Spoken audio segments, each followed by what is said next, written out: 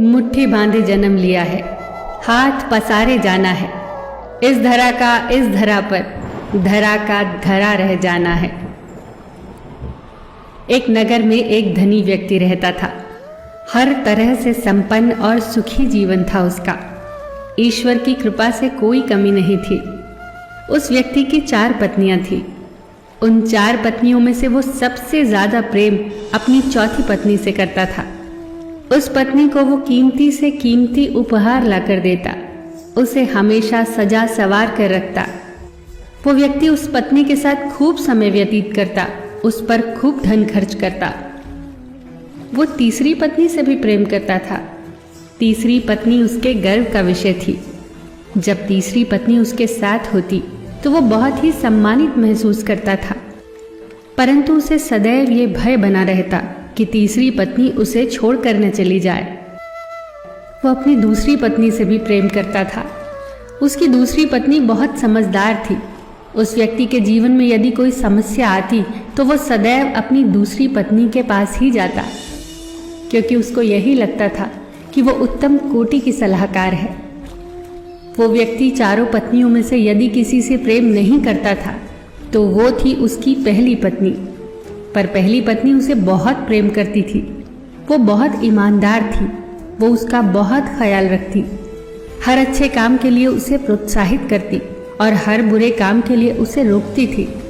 पर उस व्यक्ति की दृष्टि में उसका कोई मूल्य नहीं था। उस व्यक्ति ने अपनी पहली पत्नी को ना तो कभी समझा और ना ही उस पर कभी ध्यान दिया। एक बार वो व्यक्ति बहुत बीमार पड़ गया। बहुत इलाज कराया पर कोई फायदा न हुआ।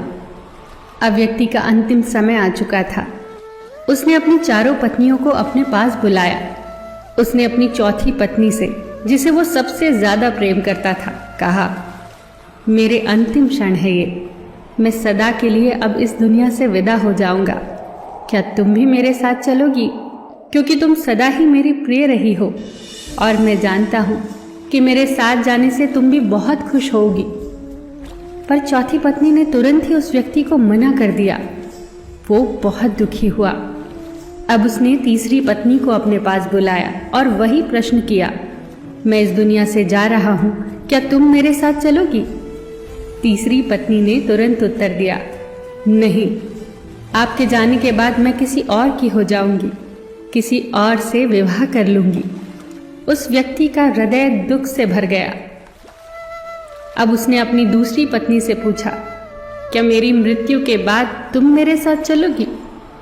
दूसरी पत्नी का उत्तर था, मुझे आपकी मृत्यु से बहुत ज्यादा पीड़ा होगी, परंतु फिर भी मैं आपके साथ नहीं जा सकती। मैं केवल आपका अंतिम संस्कार कर सकती हूँ। अब पहली पत्नी, जिसे उसने कभी प्रेम नहीं किया था, वो स्वयं आगे आई और बोली, मैं आपके साथ चलूंगी।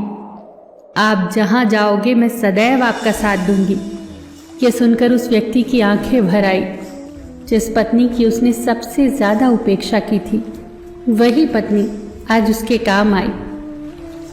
दोस्तों, हर इंसान के पास है ये 4 पत्नियां या 4 पति।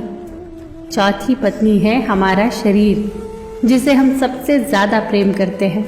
उसे सजाने और संवारने में खूब धन और समय खर्च करते हैं, लेकिन मरते वक्त हमारा शरीर हमारे साथ कभी नहीं जाता।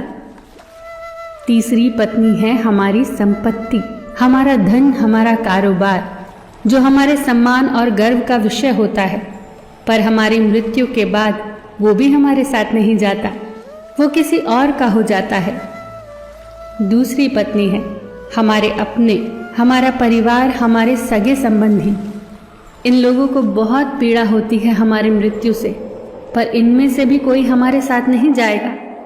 ये केवल हमारा अंतिम संस्कार करेंगे और फिर इस दुनिया की मोहमाया में व्यस्त हो जाएंगे। पहली पत्नी है हमारी आत्मा, जिसकी हम सदैव उपेक्षा करते हैं। उसकी आवाज़ को हम सदा दबा देते हैं, परंतु वही है जो हमें अच्छे और बुरे का सच में ज्ञान देती है। वही है जो हमारे सुख दुख में हमारी साथी होती है। एक वही है जो मरने के बाद भी हमारे साथ जाएगी।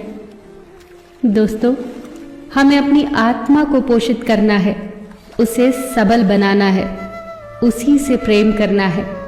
क्योंकि यदि हमें अपनी आत्मा से प्रेम होगा तो हमें किसी विषय में चिंता करने की आवश्यकता है ही नहीं, क्योंकि वही हमारी असली पहचान है।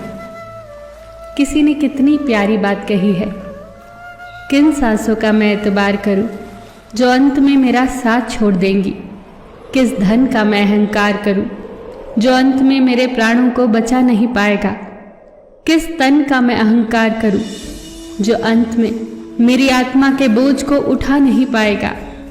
सही कर्म करे बंदे, क्योंकि ईश्वर की अदालत में वकालत नहीं होती, और अगर सजा हो जाए तो जमानत नहीं होती। फिर मिलेंगे दोस्तों अगली वीडियो के साथ। तब तक के लिए अपना ख्याल रखना और हमेशा मुस्कुराते रहना।